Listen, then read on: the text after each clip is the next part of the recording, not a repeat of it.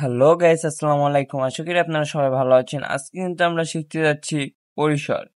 এখন আমাদের পরিসর নির্ণয়ের সময় আমাদের কিন্তু উদ্দীপকে দেওয়া থাকবে 10টি, 20টি বা 30টি শ্রেণী ব্যাপ্তি সংখ্যা এবং আমাদের প্রশ্ন থাকবে উক্ত শ্রেণী ব্যাপ্তি থেকে পরিসর নির্ণয় করো। তাহলে পরিসর নির্ণয় করার জন্য আমাদের প্রথমে প্রয়োজন হচ্ছে পরিসরের সূত্র। তাহলে আমরা সমাধান দিয়ে শুরু করি।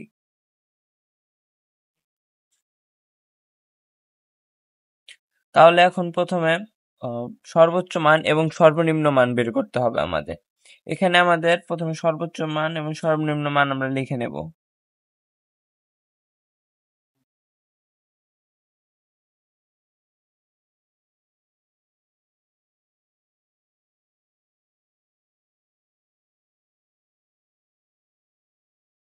তাহলে আমাদের এই জায়গায় সর্বোচ্চ মান কোনটি? এখানে আমরা দেখতে পাচ্ছি আমাদের সর্বোচ্চ মান 20।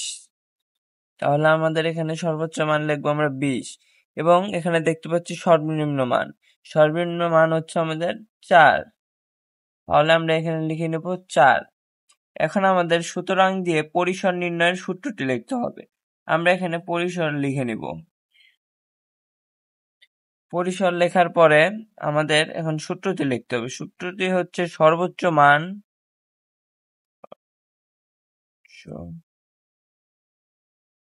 Minus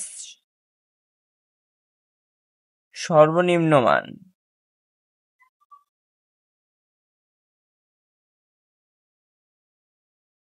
plus 1।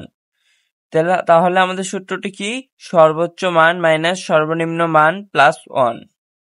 তাহলে আমাদের সর্বোচ্চ মান হচ্ছে 20, সর্বনিম্ন মান 4, ব্র্যাকেট দিয়ে নিব প্লাস 1।